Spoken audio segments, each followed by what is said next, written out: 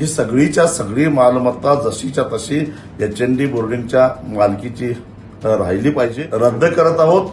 आणि जे 230 कोटी रुपये त्यापोटी दिलेले आहेत ते आम्हाला परत द्यावे। प्रॉपर्टीवरचं गोखले बिल्डर्सचं नाव कमी होऊन त्या ठिकाणी एचएनडी ट्रस्टचं नाव लागलं पाहिजे आणि ते नाव जोपर्यंत लागत नाही तोपर्यंत आमचा लढा संपणार नाही। सगळा व्यवहार जो आहे तो रद्द केलेला आहे आणि जे बिल्डर होते त्या बिल्डरांनीच हा सगळा व्यवहार पाठीमागे घेतल्याची माहिती मिळते।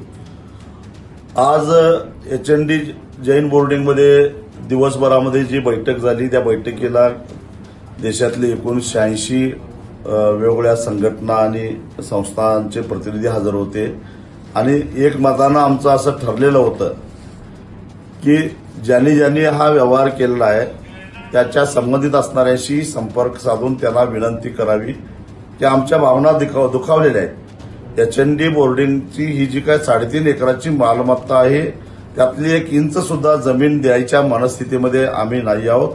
ही सगळीच्या सगळी मालमत्ता जशीच्या तशी एचएनडी बोर्डिंगच्या मालकीची राहिली पाहिजे। तेव्हा पुण्याचे खासदार मुरलीधर मोहोळ असतील, गोखले बिल्डर्स असतील किंवा एचएनडीचे ट्रस्टी असतील यांना भेटून एकदाच विनंती करावी की तुम्ही हे व्यवहार रद्द करा आणि आहे तशी बोर्डिंग पुन्हा चालू करा, असं महाराजांच्या आदेशावरनं एकमतानं ठरलं आणि मला सगळ्याशी संपर्क साधायला सांगितलं।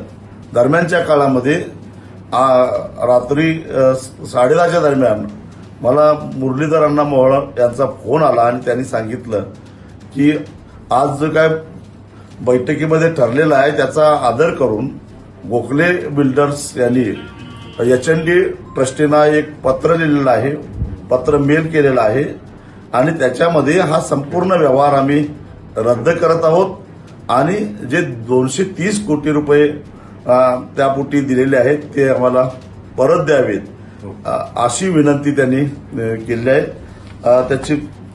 त्या पत्राची प्रतही मला मिळाली, परंतु आता गोखले ट्रस्टनं गोखले बिल्डर्सनी केवळ व्यवहार रद्द झाला म्हणून पत्र लिहिलं म्हणून आम्ही समाधानी नाही आहे।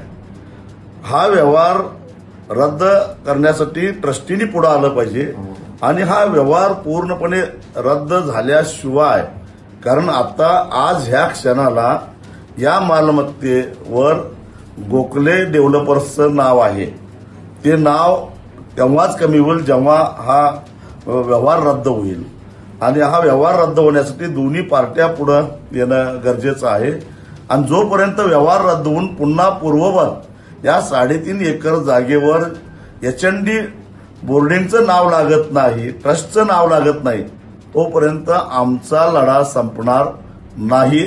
आमच्या आंदोलनाच्या ऍक्टिव्हिटी ज्या काय चालू आहेत त्या तशाच राहणार।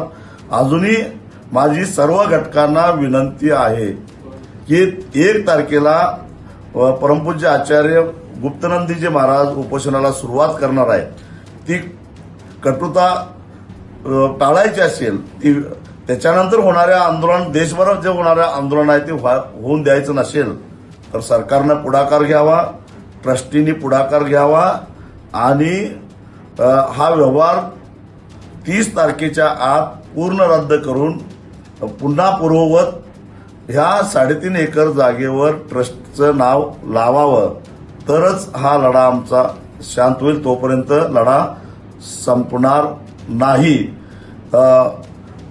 आम्ही केवळ पत्र लिहिलं म्हणून समाधान मानणार नाही, तर हा व्यवहारच रद्द झाला पाहिजे या मताशी आम्ही ठाम आहोत।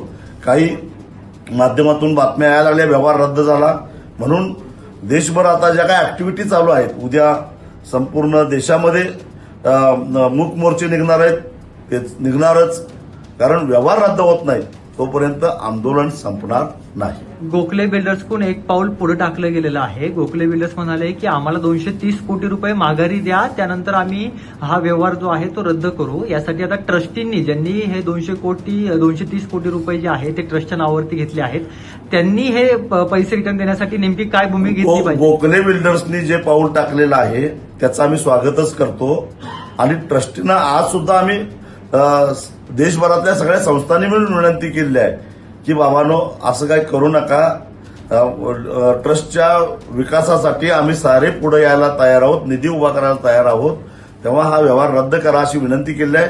आणि आता तुमच्या माध्यमातून सुद्धा आम्ही त्यांना विनंती करतो, ताबडतोब हा व्यवहार रद्द करून त्यांचे पैसे त्यांना परत देऊन टाका. अन्यथा 1 तारखेला महाराजांचं उपोषण सुरू झाल्यानंतर आम्ही ट्रस्टींच्या दारात जाऊन उपोषणाला बसल्याशिवाय सोडणार नाही. आता नेमकं काय तुमच्याकडून पाऊल उचललं जाणार आहे? कारण का देशभर तुम्ही आंदोलनाची पुकार जी आहे ती दिलेली आहे, परंतु गोखले बिल्डर्सकडून पुन्हा एकदा तेच सांगतो की 1 पाऊल पुढे टाकलेलं आहे. आम्ही स्वागतच केलेलं आहे, त्यांनी 1 पाऊल पुढे टाकलेलं आहे. पण याचा अर्थ नुसतं त्यांनी पत्र लिहिलं आणि ट्रस्टीनी बघ्याची भूमिका घेतली तर याचा काही उपयोग होणार नाही. तेव्हा ट्रस्टीनी पण 1 पाऊल पुढे टाकलं पाहिजे आणि हा व्यवहार रद्द करून त्यांचे पैसे त्यांना परत द्यावेत. अर्थात त्यांच्यातला व्यवहार काय आहे तो आम्हाला काही त्याचं देणं घेणं नाही, पण आम्हाला इंटरेस्ट आहे तो या प्रॉपर्टीवरचं गोखले बिल्डर्सचं नाव कमी होऊन त्या ठिकाणी HND ट्रस्टचं नाव लागलं पाहिजे. आणि ते नाव जोपर्यंत लागत नाही तोपर्यंत आमचा लढा संपणार नाही.